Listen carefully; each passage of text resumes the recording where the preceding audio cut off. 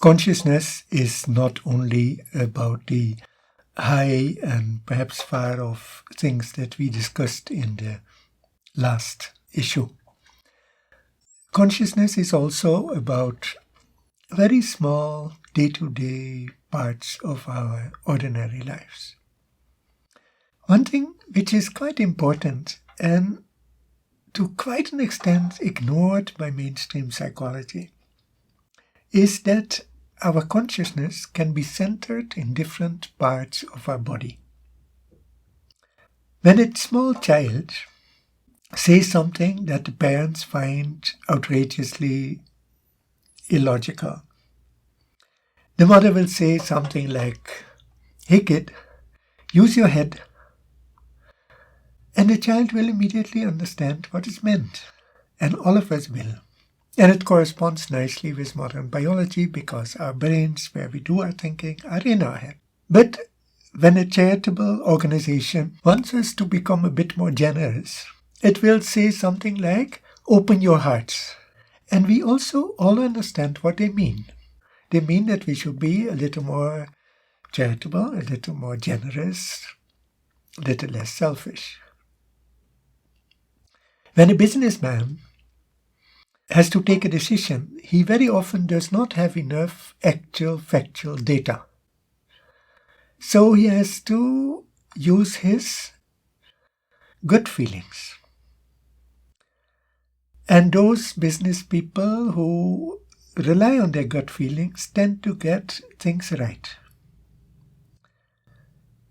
In the Indian tradition, this makes good sense because of the concept of the chakras. Chakras are often romanticized and depicted as lotuses with special sounds and even smells and all that. But we can just take them as centers of consciousness that are somehow located at different heights in our subtle body. In the Indian tradition, the most common division is in 7 chakras. Sometimes many more are distinguished, but 7 is the most common. The bottom one is the physical one. It's completely at the bottom of our spine. It deals with sexuality, and it is the place where our basic energy is located. And that energy is neutral. It is somewhat like the electricity in modern society. If electricity would not be there, none of the modern technology would exist. And we would have no internet, we would have no light, we would have no transport, nothing. Similarly, that basic physical energy is crucial to do everything else that we need to do. The second center is what in Shobinu's terminology is called the lower vital. And it deals with all the very small enjoyments of life. You can see it nicely at work in puppies when they play with each other and with their mother's tail. The mother lays around, swings her tail, wags her tail, and the little puppies jump on it, try to bite in it, play around. That is the lower vital at work. This is the basic joy of life.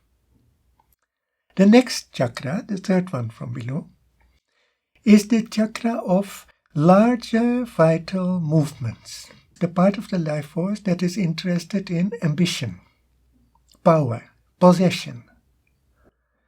You see it very well developed in business people. And it is here that gut feelings are located. The next higher one is behind the heart. It is here that the higher emotions are stored. It is from here that we feel compassion, care, love, and so on.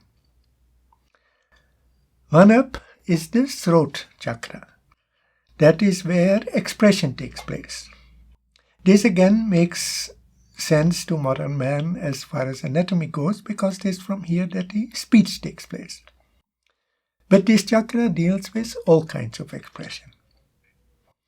And it can express things that come from below, from the vital, anger, care, love, anything that comes from there. And it can express things that come from above, the mind. The one but last is the one behind the forehead. That is the chakra that deals with thinking, vision, plans. And above that, there is one last one that is open to the top.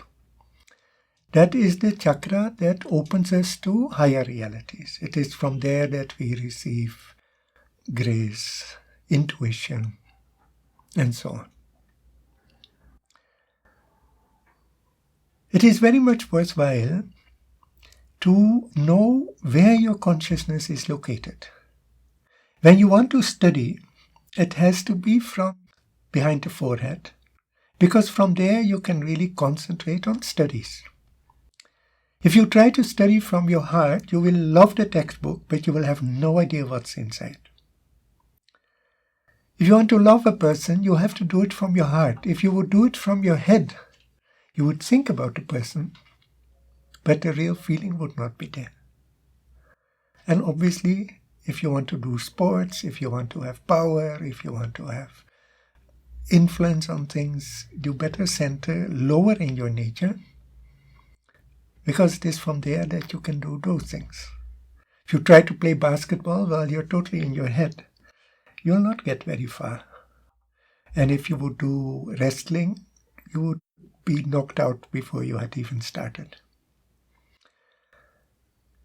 So it could become part of simple primary education to teach children how to move from one chakra to the other. Parents teach it their small children. When a child is angry or afraid, the mother can say, "Count to 10." Or, "There is a bird." That forces the child back to his mind. And the fear or the anger is not in the mind. It is in the lower chakras. So, if we have this flexibility, this psychological agility, then our lives get richer, and we not only know ourselves better, but we can also take better decisions and deal with our emotions and whole psychological life much better.